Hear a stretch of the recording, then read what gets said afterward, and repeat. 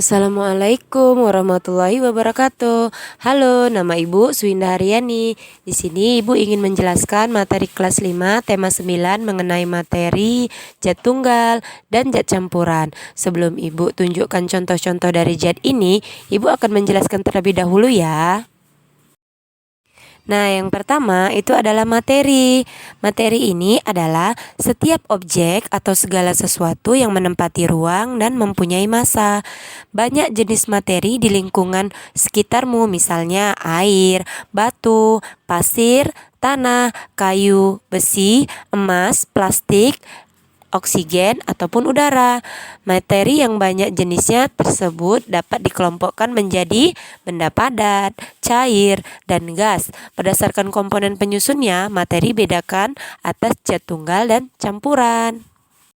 Ini contoh zat tunggal dalam kehidupan sehari-hari seperti air, kemudian ada besi, kemudian juga ada emas, dan ada gula, kemudian ada garam. Ini semua adalah contoh-contoh zat tunggal dalam kehidupan sehari-hari. Baik, di sini Ibu akan mencontohkan membuat larutan homogen. Yang pertama, Ibu akan mencampurkan air dengan garam. Nah, larutan air dengan garam dia akan menjadi larutan homogen karena sudah tercampur merata, tidak adanya endapan di bawah lagi. Garam dengan air ini bisa tercampur merata. Jadi ini salah satu contoh dari larutan homogen. Yang kedua, air dengan gula. Air dengan gula sama seperti air dengan garam. Jadi air dengan gula juga akan tercampur merata di dalam air. Dia menjadi zat campuran homogen. Yang ketiga, air dengan kecap. Air dengan kecap juga akan menjadi larutan campuran homogen karena dia tidak akan ada endapan di bawahnya. Kemudian yang lain lagi, air dengan kental manis.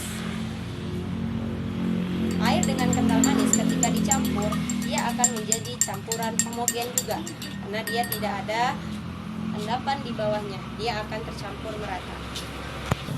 Yang lain lagi, air dengan perasa. Ketika kita campurkan air dengan perasa ini, dia akan menjadi larutan sirup dan dia tidak ada endapan di dalamnya, dia akan tercampur merata, tidak ada lagi endapan, maka dia dikatakan campuran homogen. Oke, di sini Ibu akan menjelaskan karena tadi sudah menjelaskan tentang campuran homogen, sekarang campuran heterogen. Ketika campuran heterogen ini dia tidak dapat tercampur secara merata. Nah, contoh yang pertama, Ibu akan mencampurkan air dengan tanah ataupun pasir. Ketika air dicampur tanah ataupun pasir, dia tidak akan tercampur merata, tetapi dia masih ada endapan di bawahnya. Ini bisa dilihat ya, masih ada endapan di bawahnya, dia tidak bisa tercampur merata. Nah, inilah yang dikategorikan sebagai campuran heterogen. Kemudian contoh yang kedua, air dengan kopi bubuk. Ketika Ibu campurkan air dengan kopi bubuk, maka dia tidak bisa tercampur merata. Masih ada endapan kopi dan dia tidak bisa tercampur merata. Ini bisa dilihat anak-anak Ibu. Nah, dia tidak bisa tercampur merata. Jadi kopinya itu masih ada serbuk-serbuknya, dia tidak bisa tercampur merata. Ini juga dikatakan sebagai campuran heterogen. Dan yang terakhir, air dengan minyak goreng.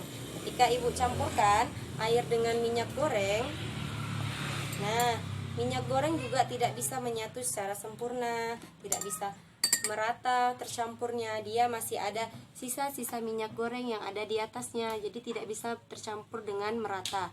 Nah, ini juga dikategorikan sebagai campuran heterogen. Nah, itu tadi penjelasan dari zat tunggal, campuran heterogen dan homogen, dan sudah kita praktekkan semua dalam kehidupan kita sehari-hari. Terima kasih. Billahi taufiq wal hidayah. Assalamualaikum warahmatullahi wabarakatuh.